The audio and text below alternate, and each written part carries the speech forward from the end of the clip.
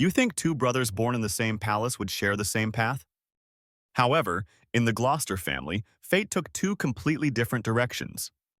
One searched for freedom in the open sky, and tragedy came in a way no one expected. The other spent his youth studying architecture, only to find himself pushed into a role he never chose. Behind their quiet demeanor is a story the public has never truly seen. Let us step into the lives of Prince Henry's two sons, where silence carries more weight than any spoken word. Number 2. Prince William Henry Andrew Frederick.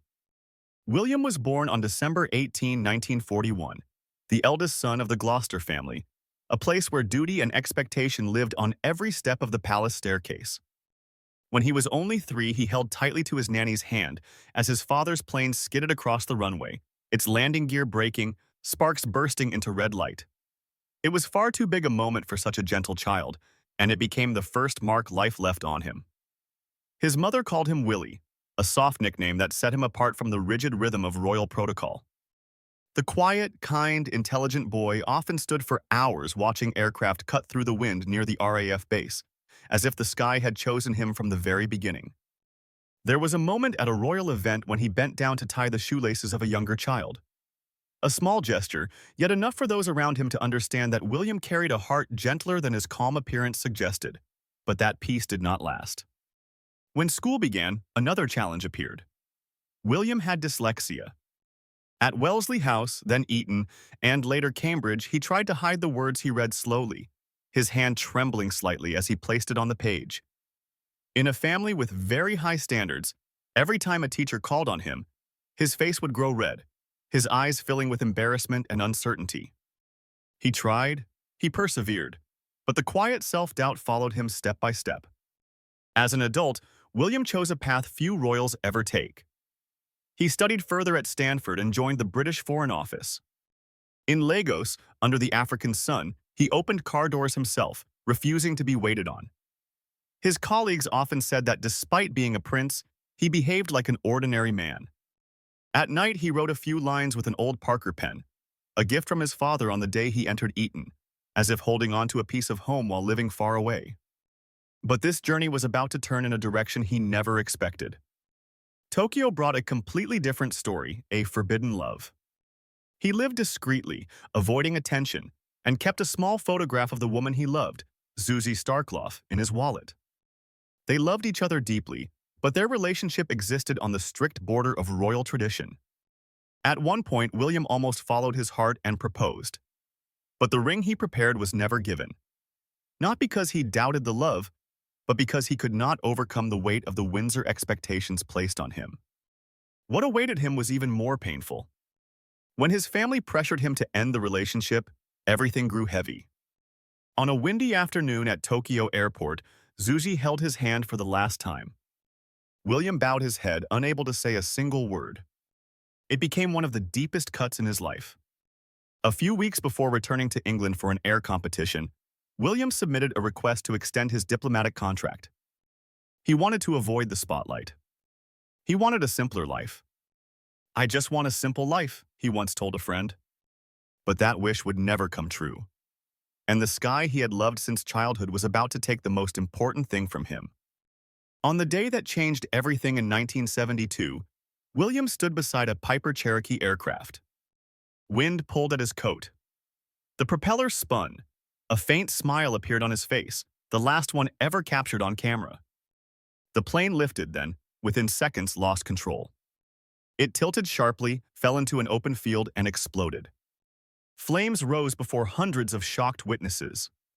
No one could reach him in time. And in that moment, William's life ended at the age of 30. The echo of it, however, lasted far longer.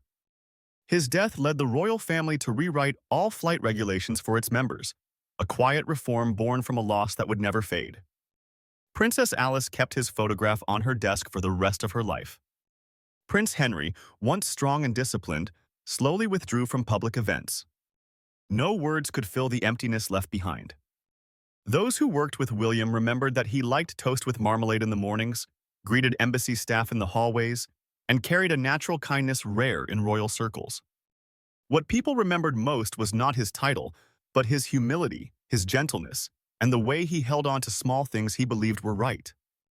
William's life was short, but he became a symbol of a prince who lived freely within boundaries, soft yet firm in his own quiet way, carrying a modest dream of a simple life he never truly had.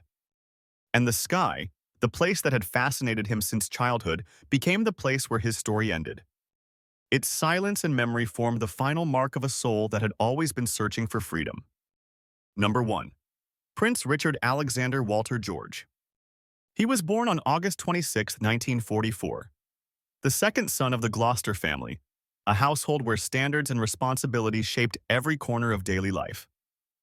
His mother called him "my quiet one," a gentle name that seemed to wrap around him like a soft blanket.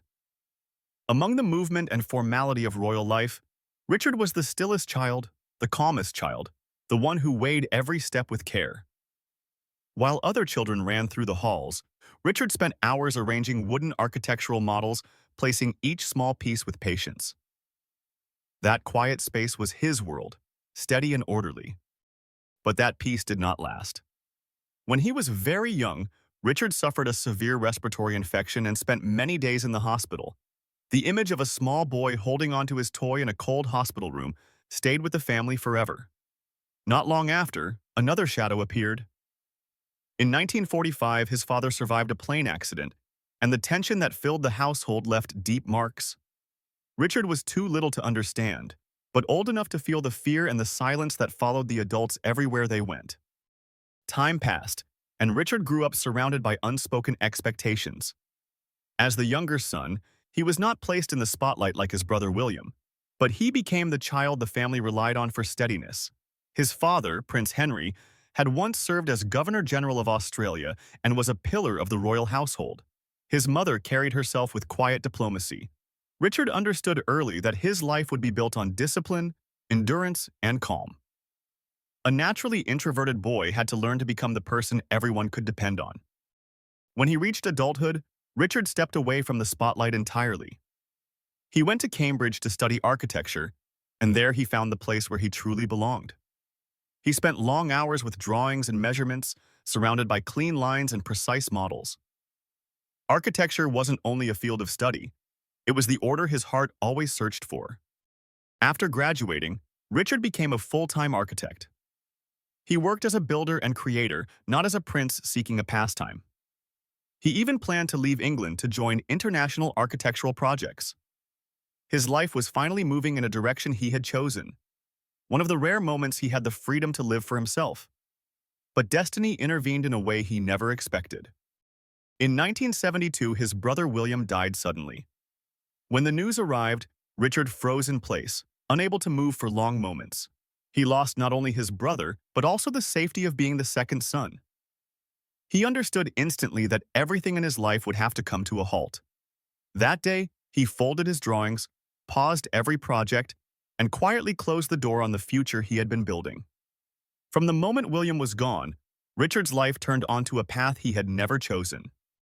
The following months brought more loss.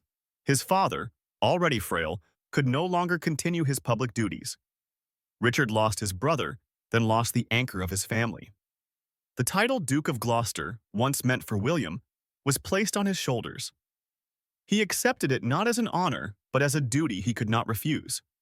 A quiet man who loved architecture now had to step into the public eye, representing the monarchy at hundreds of events. This was the breaking point of his life. He silently let go of his dream to serve a role that had been handed to him. He did not complain. He simply closed the door of an architect's office and opened the door of royal service. His wife, Brigitte, became the steady presence who helped him remain balanced. They married in 1972. Their 3 children, Alexander, Lady Davina, and Lady Rose, became the foundation that held him steady through years of duty. In the years that followed, Richard lived exactly as he was, calm, measured, consistent. He attended international events, always presenting himself reliably and adequately. He never sought attention, never created controversy. He simply continued his work the way the royal family needed him to. Today, even in old age, he continues to carry out his duties with remarkable responsibility. His earliest architectural drawings remain tucked in a drawer. Every morning, he still drinks the same black tea he enjoyed in his Cambridge years, a quiet connection to the part of life he had to leave behind. Richard's story is not dazzling, and it is not filled with dramatic tragedy, but it holds the quiet beauty of a man who lived to uphold stability, a man who protected his family, his traditions, and the steady rhythm that kept the monarchy moving forward.